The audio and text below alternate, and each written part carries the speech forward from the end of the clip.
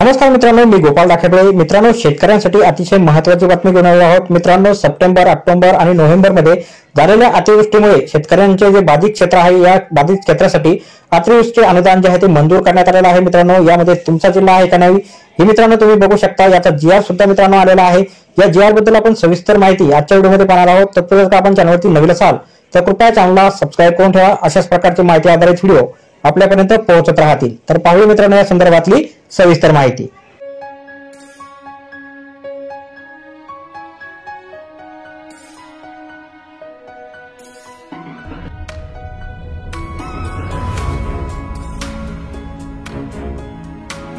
तर मित्रांनो, जून ते ऑक्टोबर 2024 मुख्यतः माहे, ऑगस्ट व सप्टेंबर या कालावधीत विविध जिल्ह्यात अतिवृष्टी पुरामुळे झालेल्या शेती पिकांच्या नुकसानीपोटी बाधितांना मदत देण्यासंदर्भातला 10 डिसेंबर 2024 रोजीचा महसूल व वन विभाग, महाराष्ट्र शासन यांच्याकडून प्रसिद्ध करण्यात आलेला हा शासन निर्णय आहे. मित्रांनो, शासन निर्णयामध्ये मित्रांनो आपण पाहू शकता, जून ते ऑक्टोबर 2024 या कालावधीत राज्यात विविध जिल्ह्यात अतिवृष्टी पूर यामुळे झालेल्या शेती पिकांच्या नुकसानीसाठी शेतकऱ्यांना मदत देण्याकरिता संदर्भाधीन क्रमांक 3 येथील शासन निर्णयान्वये निश्चित केलेल्या दरानुसार एकूण 2,920 कोटी 57,50,000 इतका निधी वितरित करण्यास शासनाची मंजुरी देण्यात येत आहे.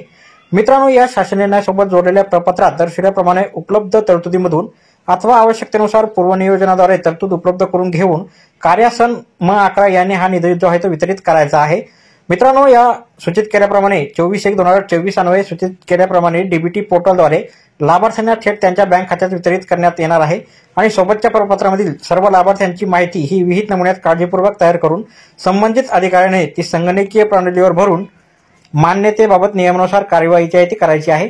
चालू हंगामामध्ये यापूर्वी सर्व विभागांना शेती पिकांच्या नुकसानीकरता वितरित करण्यात आलेल्या मदतीच्या निधीमध्ये या प्रस्तावाअंतर्गत मागणी करण्यात आलेल्या निधीचा समावेश नाही याची दक्षता घ्यावी. एका हंगामात एका वेळेस याप्रमाणे विहित दराने मदत देण्यात येत असल्याची खात्री करावी.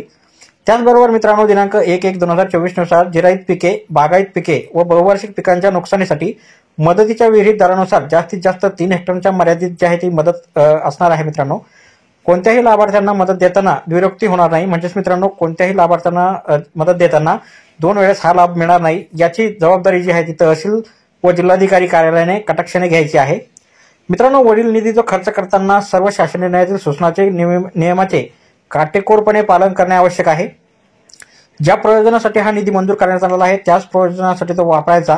ही मदत देताना नैसर्गिक आपत्तीकरता विहित केलेल्या अटी आणि शर्तीचं देखील पूर्तता होणे आवश्यक आहे. लाभार्थ्यांना मदत वाटपाची कार्यवाही पूर्ण झाल्याच्या नंतर लाभार्थ्यांच्या ज्या याद्या आहे किंवा मदतीचा जो तपशील असेल तो जिल्ह्याच्या संकेतस्थळावर प्रसिद्ध करण्यात येईल.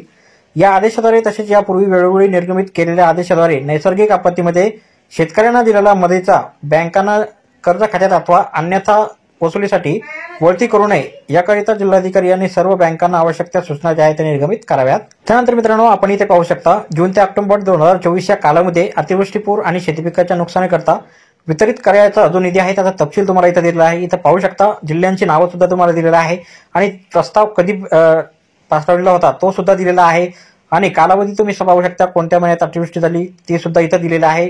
पुढे तुम्हाला निधी आहे, बाधित क्षेत्र किती आहे, शेतकरी संख्या किती आहे, संपूर्ण माहिती तुम्हाला इथं दिलेली आहे. इथं पाहू शकता मित्रांनो, जालना, हिंगोली, नांदेड, बीड, धाराशिव, छत्रपती संभाजीनगर, परभणी, बीड, लातूर, परभणी, हिंगोली, नांदेड, बीड, त्यानंतर वर्धा, नागपूर जिल्हा, गोंदिया, भंडारा, वर्धा, गडचिरोली, नागपूर, चंद्रपूर आणि वर्धा, त्यानंतर नाशिक, धुळे, नंदुरबार, जळगाव, अहमदनगर, सातारा, सोलापूर आणि सांगली इतक्या जिल्ह्यांचा मित्रांनो इथं समावेश आहे.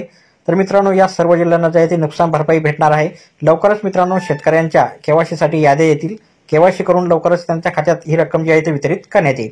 तर भेटूया मित्रांनो पुढच्या व्हिडिओमध्ये अशाच एका नवीन माहितीसह. तोपर्यंत व्हिडिओ आवडल्यास व्हिडिओला लाईक आणि शेअर करा. धन्यवाद.